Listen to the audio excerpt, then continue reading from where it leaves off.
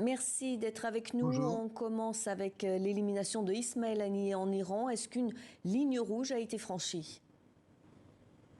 Certainement, il va y avoir dans les jours qui viennent ou les semaines qui viennent des radicalisations tous azimuts. Enfin, il faut bien comprendre tout de même, d'abord du point de vue de la conjoncture, qu'il y avait actuellement des négociations importantes et les États-Unis étaient confiants dans l'idée qu'on allait aboutir à ces négociations pour essayer de trouver les moyens de faire un cessez-le-feu à Gaza. Or, qu'est-ce qui vient de se passer? On vient d'assassiner le chef des négociateurs palestiniens. C'est ça que ça veut dire. Donc comment est-ce qu'on peut être dans un processus de négociation et tuer le négociateur qui dirige le côté palestinien? C'est le premier point qui est tout à fait important. Le second point, évidemment, c'est que pour les Palestiniens, et quoi qu'on puisse en penser en France ou en Occident, Ismaël Haniyeh est un homme politique respecté et important.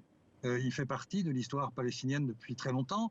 Il a, rappelons-le, gagné les élections avec le Hamas en 2006. Il a été même Premier ministre d'un gouvernement d'union nationale en 2006 pendant quelque temps. Donc c'est un personnage politique. On ne peut pas réduire ça au chef d'une organisation terroriste. C'est beaucoup plus fond et beaucoup plus grave que ça. Et donc évidemment, ça veut dire que la guerre totale que souhaite Netanyahou, il vient encore de l'illustrer, sans parler d'un point très important aussi, et c'est aussi une ligne rouge, c'est qu'on frappe à Téhéran, c'est-à-dire qu'on est en pleine violation du droit international. Il n'y a pas de légitimation possible pour une violation de cette nature. Téhéran est un pays souverain. Il est absolument inacceptable du point de vue du droit international, qu'il est ainsi une frappe. Et puis un quatrième point qui est important, c'est que c'était juste au moment de l'investiture du nouveau président, plutôt modéré, qui est Massoud Pezeshkian. Et c'est ainsi que l'Occident, enfin en tout cas Israël, appréhende le premier jour du mandat de ce président en lui infligeant un camouflet terrible, parce qu'évidemment pour l'Iran, c'est un camouflet terrible. À partir de là, donc, il peut y avoir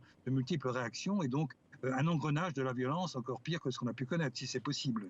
Pour le Hamas et les autorités iraniennes, l'assassinat d'Ismaël Haniyeh est un acte qui ne restera pas sans réponse, que peut-être sa réponse, et Damas parle déjà d'un embrasement dans la région.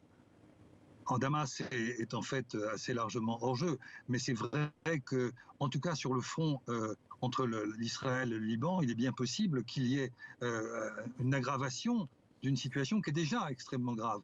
D'autant plus que le numéro 2 du Hezbollah vient aussi d'être assassiné.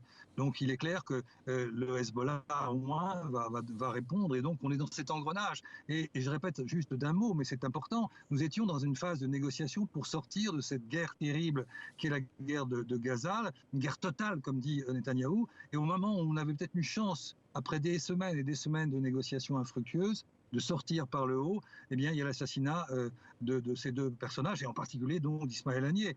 Ça, évidemment, c'est contraire à tout ce qu'on peut imaginer. Donc ça veut dire que la guerre va continuer et sans doute s'accentuer. Puis un dernier mot, il est complètement absurde de penser que parce qu'on élimine le chef d'une organisation politique, qui n'est pas simplement une organisation terroriste, mais bien politique, eh bien évidemment, bien d'autres prendront la suite. Je rappelle juste d'un mot que le fondateur, Sheikh Yassine, le fondateur du Hamas, a été assassiné. Et puis son successeur, Antissi, a été assassiné aussi. C'était en 2004. 20 ans plus tard, on assassine à nouveau, mais ce n'est pas avec des assassinats ciblés qu'on règle les questions politiques de cette ampleur. Merci beaucoup Jean-Paul Chagnollaud pour votre analyse. Dans le